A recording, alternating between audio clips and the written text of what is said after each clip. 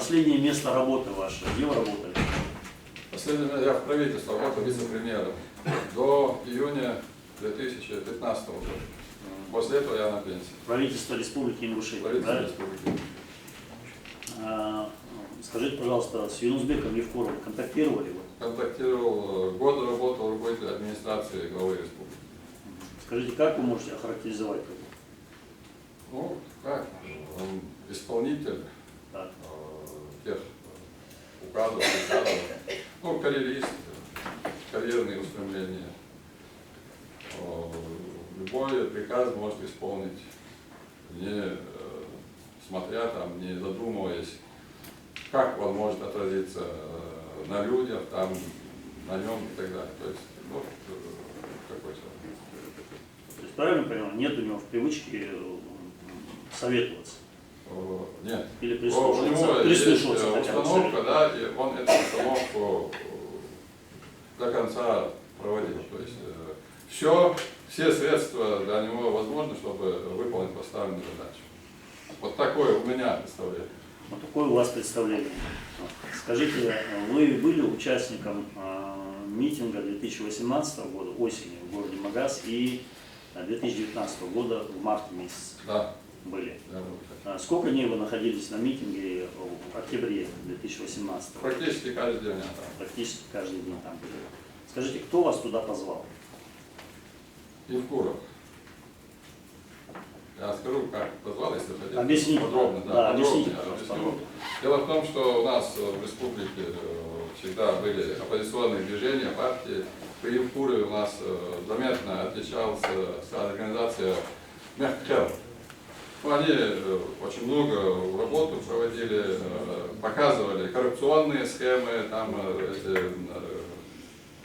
воровство бюджета, звали людей на митинги, на общественные вот такие мероприятия, но практически за эти 10 лет, да, последние 2008 по 2018, больше 100 человек я не видел, чтобы смогли бы собрать вот эти организации, да, которые там говорили там, о присутственных казнях, там, пропаже молодежи, так много таких фактов, таких очень серьезных фактов, но людей столько собрать, там, тысячи там, или 5-10 тысяч, не получалось. А вот получилось, когда самый больной вопрос был затронут. То есть кровоточащая рана ингушского народа – это земельный вопрос. То есть когда вот такая несправедливость, когда достоинство народа было задето и права нарушены люди, вот тогда народ собрался. Вот я скажу, вот как я попал на этот митинг. Хотите, да? Можно, да, сказать? Да, только короче, просто Вот донесите. 25 числа родственники из Сепцовска мне позвонили. Месяц, год сразу. 2018 года, да, перед тем, как было подписано соглашение, вот Это сентябрь, правильно? Сентябрь месяц, да, 25 числа. Здесь, говорит, у администрации главы Сунинского района люди собрались, говорят, землю отдают, там передают Чеченской республике и так далее, что-то такое. Вы знаете, ну, меня спрашивают, как бывшего чиновника, я говорю, не слышал. Я вообще не интересовался, занимался своим хозяйством, никуда, ни в какие партии, никакие там дела не идет. Потом я начал обзванивать по своим старым контактам, правительство позвонил, Конституционный суд, там, Белхароева, парламент, ну, всех знакомых, которые у меня сохранили, что происходит так, что такое. Да вот тут, говорит, тигр, ну, на ингушском, и тигр будут баллы, то есть, ну, нежелательное, такое непонятное развитие событий, так переводится. Так. Ну, потом я со всех обзвонил, понял, что глава республики и Ивлоев Заримхан был председателем правительства тогда. Ну, все они мне знакомы, я с Ивлоевым, он был моим заместителем, я был руководителем администрации главы республики. Вот такое событие происходит. А я, в принципе, был в курсе этих земельных проблем, и раньше я был министром имущественно-земельных отношений республики, вице-премьером, курировал земельные вопросы. Я знал, что это недопустимо, что это несправедливо, что наоборот Ингушетия ущемлена была еще до этого. Если по большому счету не 10% территории, а около 50% территории мы потеряли, потому что нами не поделились теми землями, которые были превращены при совместном существовании республики Ингушетия со стороны Ставрополского 5000 квадратных километров. Я позвонил Евлоеву, я говорю, И телефон он не поднял. Я ему послал сообщение, что нельзя так разбазаривать землю, что народ вас не поймет. Это председателю правительства. Правительство, да. И получил от него, как бы, опять по WhatsApp сообщение: молодец, правильно говоришь. У меня здесь сохранился этот запись, я его специально сохранил. 25 сентября 2018 года. Вот и 26 уже произошло подписание соглашения. Мы, люди, которые понимают, что происходит, да, активные граждане, начали думать, что делать, как довести до власти эту ситуацию. Созванивались, разговаривали, но ни с кем из тех, кто сегодня в числе подсудимых, у меня не было таких разговоров, со всеми, с другими людьми. И единственное, что вот тогда пошло, степовые сходы пошли, уже после подписания 26. Подсудимые какое-то участие в этом принимали? Нет, я вообще практически с ними не контактировал в это время.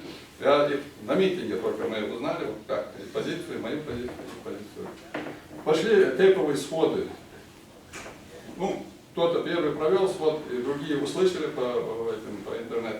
И все начали, и наши там Гойковы собрали, Дудурковы, Погоровы, там, Яндиевы, какие. В общем, практически все тейпы проводили сходы тейпов, фамилии, общественные организации проводили сходы и так далее. То есть вот так вот начиналось вот это вот повышение активности граждан. То есть до людей вот так вот это начало доходить. И уже когда люди узнали, что 4 октября будет заседание парламента, уже никого приглашать не надо было. Я почему говорю? Вот когда старались, да, собрать людей, вот все активисты, вот я помню, 100 человек не могли собрать. И сегодня не соберет никто. Но вот когда этот вопрос вот так поставили, да, несправедливость величайшую сотворили с народом, тут уже никого не надо было приглашать. Народ сам поднялся и пришел. Я в том числе. Я в том числе. Вы были на митинге 26 марта. Помните, почему этот митинг вообще, ну, собрался, этот сход, можно сказать, народа, да? Ну, как это произошло, почему это произошло? Опять, кто собрал митинг, Евкуров собрал. Как и первый митинг, да, никто бы не собрал. Вот. Чтобы придумать какую, значит, вещь, да, это когда диверсант какой-то мост разрывает, надо подкладывать другому сторону. Там, где самая уязвимая колонна, там и так, что вся конструкция. Вот было продумано именно та проблема, да, которая для всего народа самая уязвимая. Не смогли там по этим преследованиям, по коррупции никого не могли собрать. А вот здесь могли собрать. Я вот, конечно, у меня есть вопрос, Все говорят, что это, мол, случайно, а я не верю, что это случайно. Не мог такой опытный разведчик, да, человек 10 лет, который руководит республикой, не понимать, что произойдет после вот таких событий. Это первая провокация была, потому что все время правления Евкурова, 10 лет, мы говорили об одном, что наша территория незыблема, что съезд прошел в 13 году, в апреле 2013 года, съезд Ингушского народа, там было уже решение принято, что нельзя менять границы, они сложившиеся. Евкуров согласен? Евкуров согласен был, и он заявлял, что если меня там не будет, я пойду к Путину, там я народ подниму. То есть вот так было до последнего дня, народ был сориентирован на то, что эта граница не может быть нарушена, что это наша, ну, исконная Ингушская и так далее. Что и мы и так много потеряли, и пригородный район не возвращается и так далее. То есть это первое. И был документ тогда еще с 2013 года и в 2018 году обновленный. Справка была рабочей группы историков при правительственной комиссии. Была правительственная комиссия по определению границ Чеченской Республики. Вот эта справка. Эта справка тоже говорила о том, что границы нельзя терять, что мы ущемлены и существующими границы. Значит, первая, да, провокация. Вторая провокация.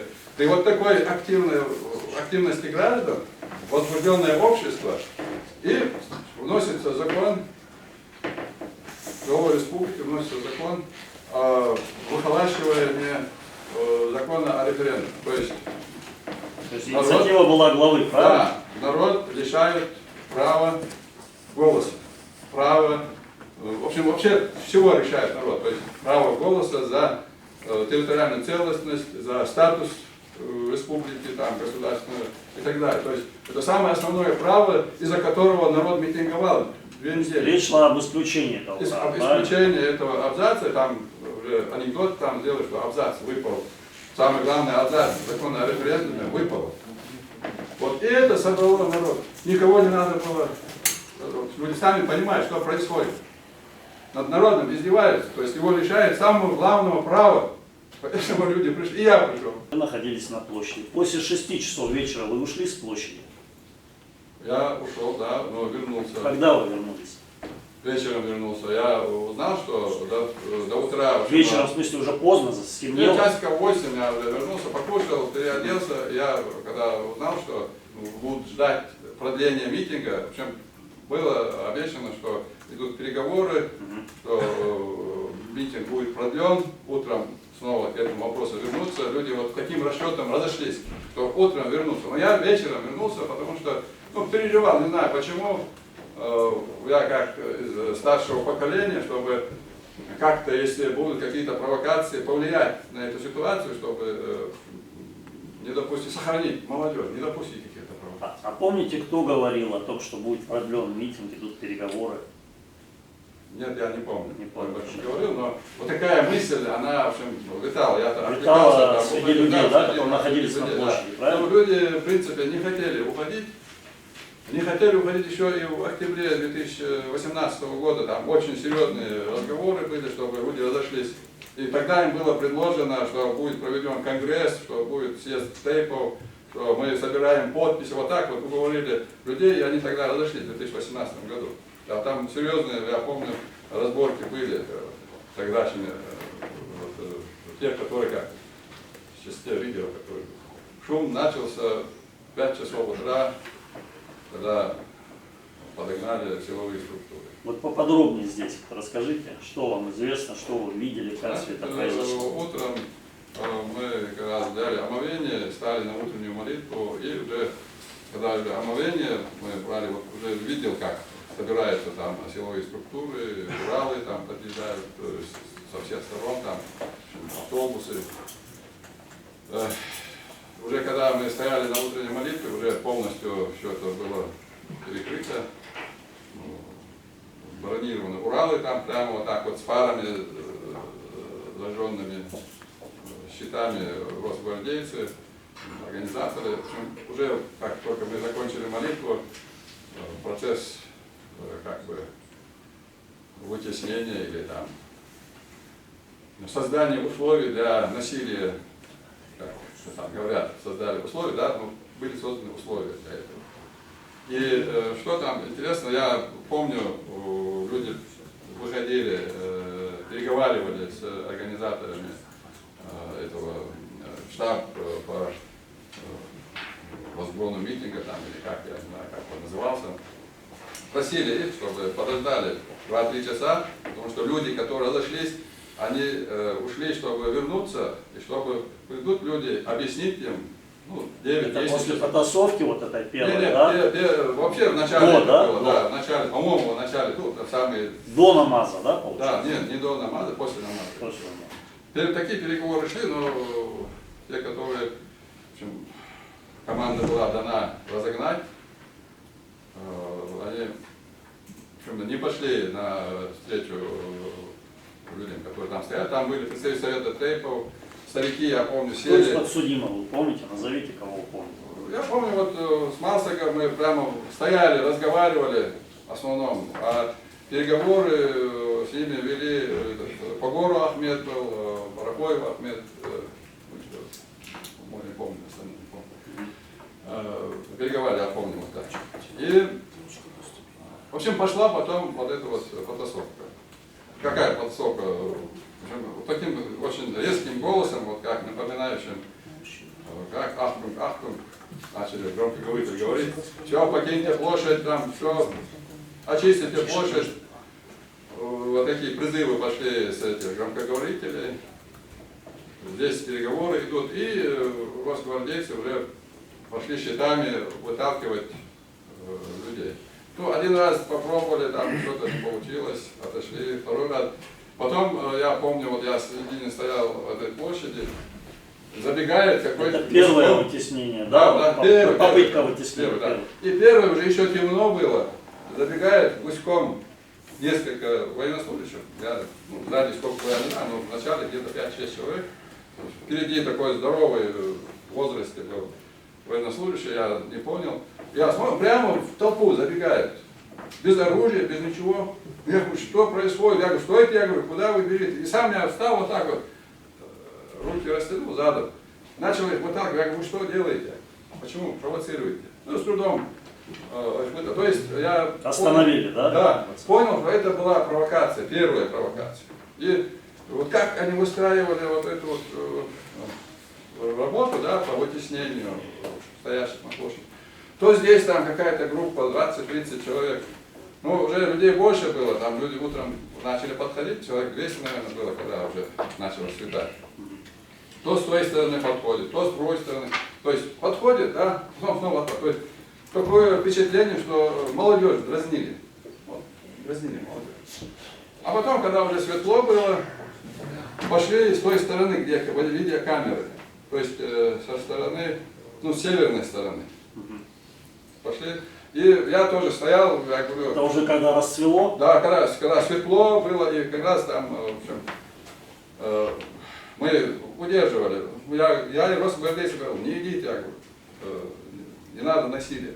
Тут молодежь с этой стороны, и молодежь останавливает. И потом, где-то с той стороны смотрю, уже потасовка пошла, далеко это было, я даже не мог туда, в смысле, я захотел быстро туда дойти, чтобы разнять, ну, не смог, уже люди разошлись. Один росгвардеец там на четвереньках, там как-то его уводили, это в видеороликах было. И все.